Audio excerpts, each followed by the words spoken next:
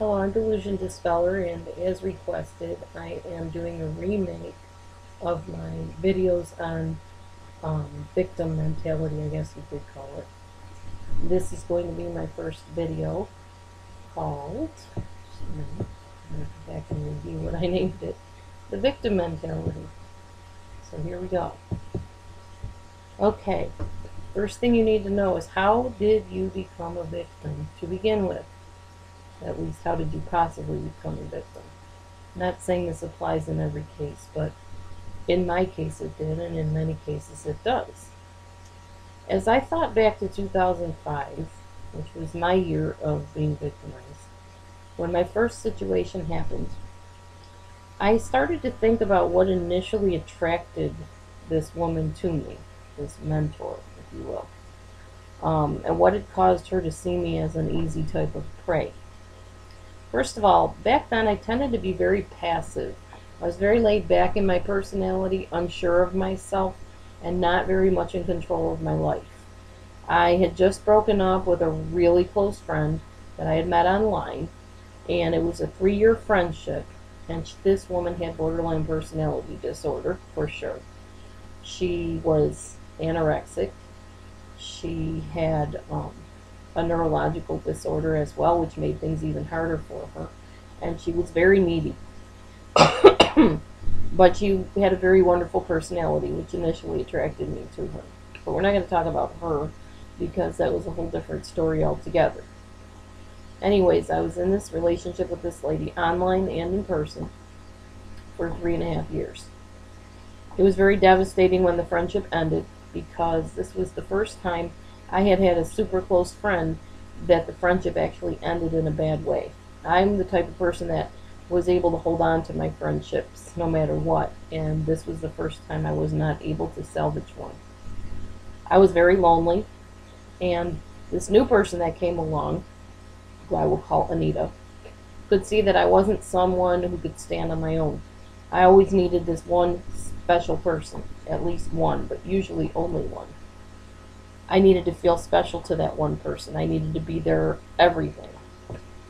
I had a learned state of helplessness by this time.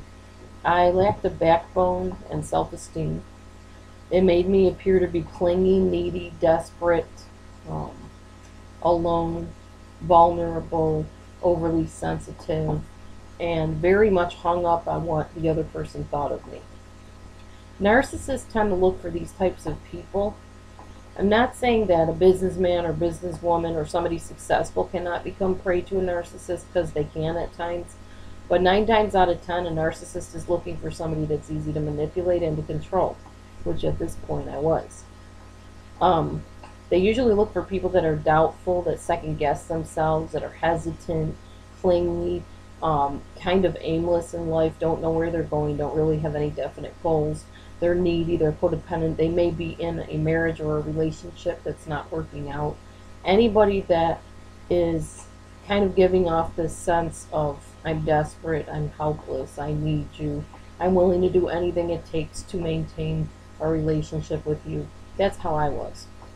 You might feel like you're somebody that's not worthwhile unless you're helping other people. And narcissists love codependents. That's what that is. When you're a caretaker and you find your whole self-worth in doting on other people, especially because other people say, oh, she's such a giving person, she's so hospitable, she's such a great hostess, you begin to find your worth in what you can do rather than in who you are. Narcissists often believe that someone is so desperate that they'll do anything they want them to do, or that they can just do anything they want to the person and they'll stay with them just because they need that friend, that romantic partner, whoever. They look for somebody that is not going to question them. They have very odd ways about them, so they're going to look for somebody that either doesn't notice it or doesn't have the guts to ask about it. Now, eventually, most of us will start questioning their tactless ways of talking, the way they treat other people, the way they talk against other people, their manipulations, their crazy things that they do, where they'll tell you to do something and then insist they never told you to do it and then blame you for doing it. That kind of stuff, like those double binds, bait and switch, that sort of thing. From my experience, from about 2005 up till now, over the years, I learned that there are proper and appropriate aspects of relationships that make them healthy and balanced. Many narcissists will tell on themselves. That's something you can recognize in a relationship with a narcissist. They'll say things like, or in my case, this one said things like, "You're very easy to read and manipulate, Laura. I could get you to do almost anything I want you to do. I could really hurt you if I wanted to, but I don't want to. Aren't you glad?" She used to tell me she could even get me to leave my husband, and there were a couple of occasions where she actually told me how she would do this.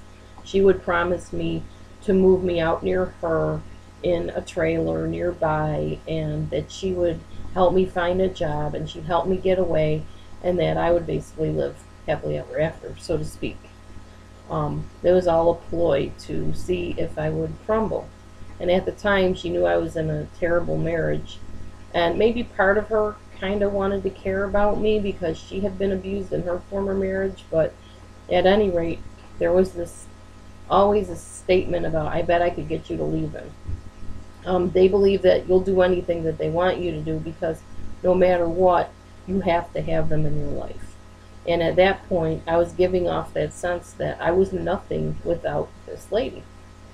Let's see. A lot of times, you will even ignore the red flags that you see just to be with this person. In my situation, I saw the red flags, but I wanted the favor from this person in my life so much that I threw those red flags aside. I remember seeing things and hearing things and going, man, she just let me go on and on and on in text and then just jumped on that one little point that sounded like I might be questioning something about her. That was very odd. Why is she getting so touchy and sensitive because I said that? And why does she even think it's about her? I saw those things. I knew they were there. I knew it didn't seem right, but I excused it because I wanted this friend in my life so much. I thought she was this really deeply spirit-filled minister that had all the answers for me, and I wanted to connect with her ministry and be her right-hand man. I ignored the idea that if it seems too good to be true, it usually is, which in this case it definitely was. I ignored the excess gift giving. Immediately she started giving me gifts. She did it with other people she wanted to take under her wing, as she called it. There were double binds. There were power posturing, promises that were never fulfilled. She behaved differently with me than when, like, in private versus in public, or when her mother was there, or other relatives, or other close acquaintances and friends were there.